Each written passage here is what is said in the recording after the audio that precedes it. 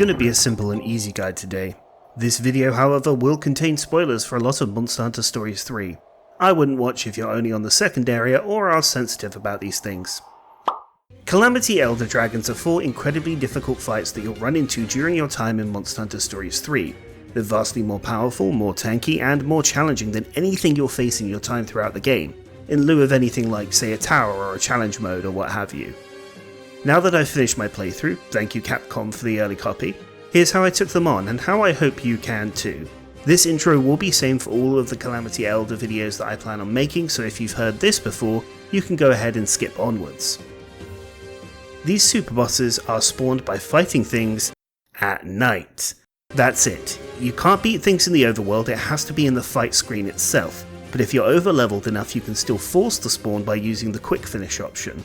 As long as you go through a loading screen, you are good to go. Which Elder spawns, however, is completely up to chance. It's all at random, not tied to the area you're in at all.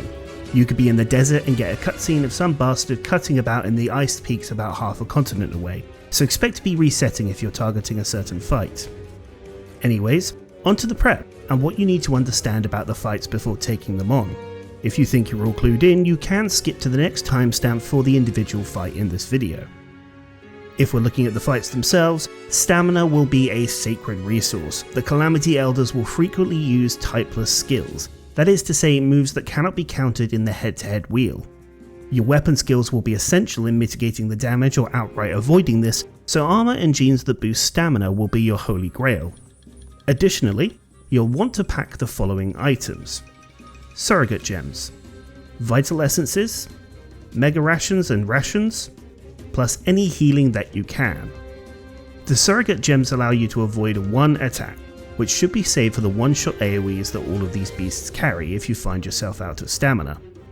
Vital essences are good if you make mistakes and have a free moment to restore your hearts, and the rations will allow you to restore your monstie if you really just need them to stop using second wind for a second. As for gear, my recommendation would be the Gosharag armor, sporting a very wide range of elemental defenses that little to none of the Calamity Elders inflict. Additionally, it comes innately with a health boost and a Wyvernfell boost, plus a bunch of decoration slots. It gets the seal of approval from me. Weapon wise, you want a gun lance and you want a hammer. You can see after your first encounter the elemental weaknesses of each dragon in the Monstiepedia, so make the strongest one of said element available to you, provided that they come with the skills I'll mention next. The reason for these weapon choices are the hammer's Backlash Blitz skill as well as Sweet Spot or Perfect Crush, and your gun lance must have the skill Daring Guard. The Backlash Blitz, much like the gun lance, can apply the guard condition to yourself, which severely mitigates damage and allows you to survive some AoEs, and in Hammer's case, can respond to a survived attack with a counter of its own. The guard condition gives a lovely damage reduction and should not be slept on. If you find yourself facing down a survivable AoE and have some stamina, pop one of these. Conversely, the gun lance skill will increase your guard proportional to an attack and will always leave you with 1 HP. You can use these for big AoEs, it's just a bit stamina heavy. And finally, the thing to remember is really you're going to be looking at draining the Wyvernfell gauge. Remember, these Calamity Elders are a marathon, not a sprint, so your favourite skill is going to be Sweet Spot or Perfect Crush on the hammer. I prefer Sweet Spot as it's a little less stamina intensive. On to the basics of the fights. The Calamity Elders will follow set patterns. Typically they'll open with a massive one-shot and shift between different states that prioritise each colour of the attack wheel, speed, power or tech. For these one-shots, I'd also recommend you make sure that Ratha gets his level 50 skill, Critical Eye, to preserve your hearts, as it will allow you a free dodge.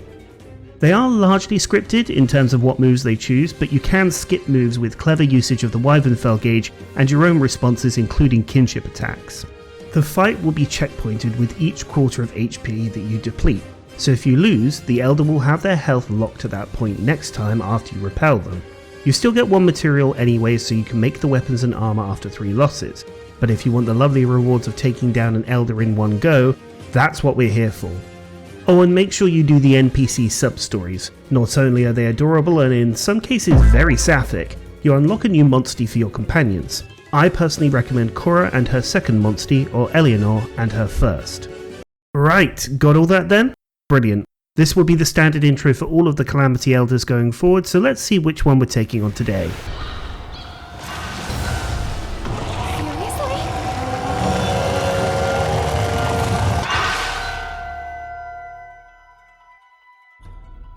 It's time for the big one, folks. Narwa and Ibushi.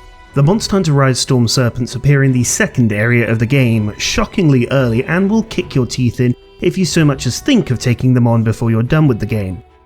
Make no mistake, this is the single hardest fight in the game currently, and even at level 99, you're going to need to pull out all the stops for a full clear.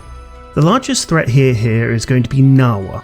She's the member of the duo that has the true one-shot attack move and has to be feared. To prepare for her, you first want to ensure that you have an ice weapon and ice monstie, as this is her main weakness.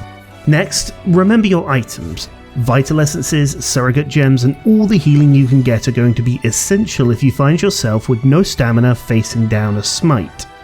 Here is where I'd also recommend bringing gourmet steaks and well done steaks, as you're going to want to do all you can for your stamina gauge.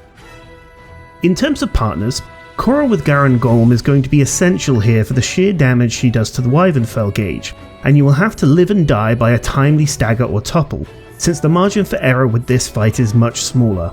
I also found success with Eleanor since Ibushi takes decent damage from fire, but there's a lot to be said for the redirection and guard skills that Korra offers. Another tip for preparation is to remember you can also farm Rathalos eggs in the final area to obtain the critical eye gene.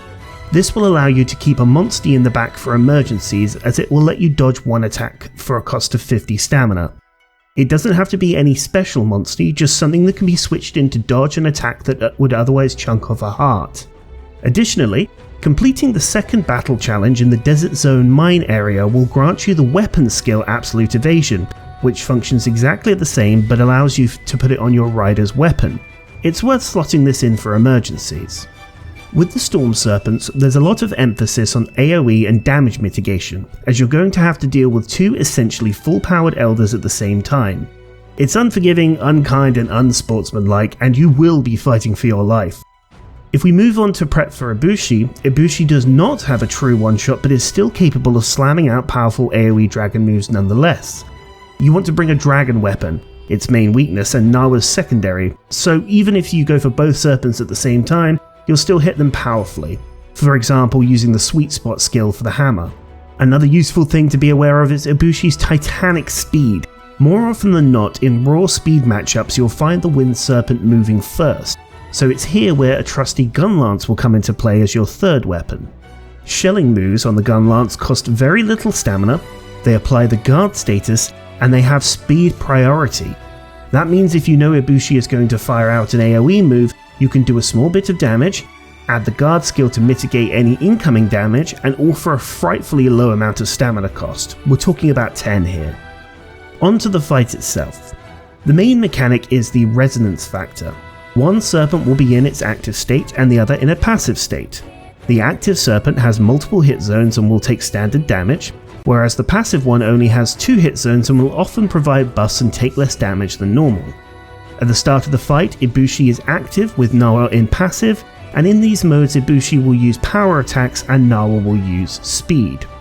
The fight opens with the AoE from Ibushi known as Mountain Fall, so it's your standard Ratha Crit Eye and the Backstrike Blitz skill with hammer opening here. You should take minimal damage at the off, so it's time to get situated. From here, the serpents will often alternate between typed and typeless attacks.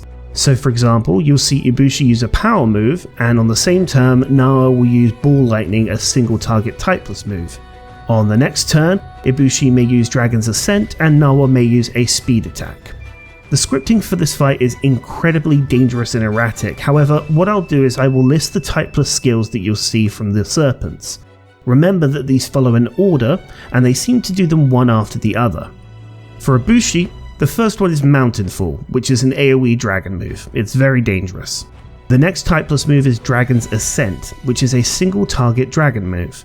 This is where Korra's redirection with Gun Lance is very useful, as she can take this like a champ. Serpent Flurry is the next one. It's a bit more worrying single target attack, as it has the chance to inflict stun. Be mindful of this move and hope to God Korra has a target on her back for this, otherwise guarding skills will probably be best here. Finally is Bluster, which is a very fast AoE that's likely to be the first thing to move outside of priority. This is where your Gun Lance shelling skills will come in. Narwa's typeless attacks go as follows. Ball Lightning, a single target lightning attack that can also inflict paralysis. You want to bring paralysis items to mitigate this, as losing a turn can spell death. And when inactive, the second typeless skill will be Thunder Serpent's Fury, which is an enemy buff that provides defense up large. Now when this has come out, I've just accepted this when I've done the fight and took the buff as it comes, but there is a non-elemental area egg skill called Lunar Cry which you can take, which will allow you to remove this buff if you wish. On the plus side, whenever Narwa does this move, it's a much less strenuous turn, as it will allow you to consume stamina items or heal, and I definitely recommend doing so. Narwa's final one is a Volt Discharge, an AoE thunder move that isn't a true one-shot in of itself and can be easily mitigated. Narwa will only throw out the deadly attack when she's the active serpent. This pattern will then repeat. After a while, I believe the metric is for how much damage Ibushi has taken, about 25%, Narwa will use Attunement. This will swap the active serpent, and in turn will also swap the preferred type attacks. Here, Ibushi will switch to speed and Narwa switches to technical. Another thing to note is that Ibushi will have a pattern much more like Narwa's, except instead of raising defense with the Fury Serpent move, Ibushi will instead raise attack. Be on your absolute guard in this mode. Active Narwa unlocks a very deadly attack known as Thundering Smite. This is where you're going to want to switch in one of your critical eye monsties to take the heat, and make sure you're either guaranteed a Wyvernfell stagger or can use one of these damage avoiding abilities. Constant aggression on the Wyvernfell meter and using stakes and vigor powder when you can is the name of the game, as you do not want to be the other end of this move. It's worth saying it can technically be survived with something like guard up medium and very very high levels, but taking it straight on in any capacity will likely mean a death. Continue with this, be as vigilant as possible, keep an eye on what moves the serpents are doing, and after a while you'll get them to topple. Lovely stuff. Since they share the Wyvernfell gauge, both serpents will go down at the same time and you can take your turn to capitalise. But be conscious of what happens next. When they recover, both serpents will be in an active state but with less hit zones to take care of. That means that whilst your damage will see an improvement, you are susceptible to more of the one-shot AoE, so be careful. Both serpents will be incredibly aggressive and pay attention to the order that they're attacking you in. I think it's best to get as many head starts on the Wyvernfell gauge as possible to take them down once again. In all honesty, this is where the structure that I've put for this video kind of goes out the window. It's a wild shootout because you can't definitively lock the serpents down for a while. There's no real definitive script that I could find that guarantees you're going to be 100% safe throughout this fight.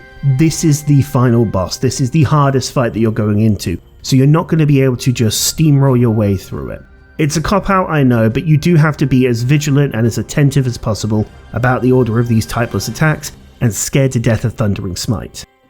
This isn't all of it though, because around 50% health a new resonance will occur that means both serpents will be considered active for the rest of the fight, and you can tell this by their red eyes. Your efforts on the Wyvernfell gauge will pay off here, and your stamina items should be considered liquid gold. Make good use of them to encourage more head-to-heads after each stagger. You may also get lucky as your teammate has the chance to activate an ancient potion to restore a heart for you, so keep an eye out for that if that's on the attack order. Realistically, what you should be hoping for is getting to the point where you can stagger Narwa before she gets that AoE off or get a topple. You're going to keep plugging away, and it's likely that Ibushi is going to be the first serpent to go down. The fight doesn't get easier from here, Narwa will go berserk. She is going to activate her Thunder Mantle and immediately do 3 AoEs back to back, starting with Thunderous Smite. The second AoE is the Volt Discharge, so Thunder Resist powders and anti-paralysis items will be fantastic to use if you survive, and remember to keep your critical eye monsties ready for this. The third AoE, however, is another Thunderous Smite. Now picture this, you're on the ropes, likely out of stamina, so it's here where having multiple crit eye monsties will help keep your hearts. A good response if you still have the item as well is to activate a Vital Essence before this second smite, so that whilst your monstie dodges, you both recover and lose a heart for a net positive of 0 lost. I think your ideal party should really consist of 3 critical eye monsties, such as Ratha and 2 others, a dragon damage dealer, 1 monstie with Thunderclap, the area egg skill to allow you to skip priority if you need to chip the last bit of the Wyvernfell gauge away. Thunderlord Zinogre is very good for this as it also has decent thunder resist. And then 1 wild card or dealer's choice. I chose an ice monstie here for serious damage when Narwa is all alone. In summary, you'll need to massively prepare for this fight if you want to do it all in one go. It isn't easy, and it's likely to be the last thing you do on your save file until the update in summer. Don't beat yourself up if it takes forever. It is intended to be difficult, and you really need to pay attention. A good idea is maybe it's best to make a backup save file when you spawn the serpents so you don't lose any items or have to reset a billion times. Anyways, that's the essentials of the Storm Serpent fight. I loved my time with Stories 3 and this was a massive highlight of it. Whilst the final challenge was a doozy, I'm very much eager for more, so I'm looking forward to summer. Good luck with the serpents and take it easy. Sarah out.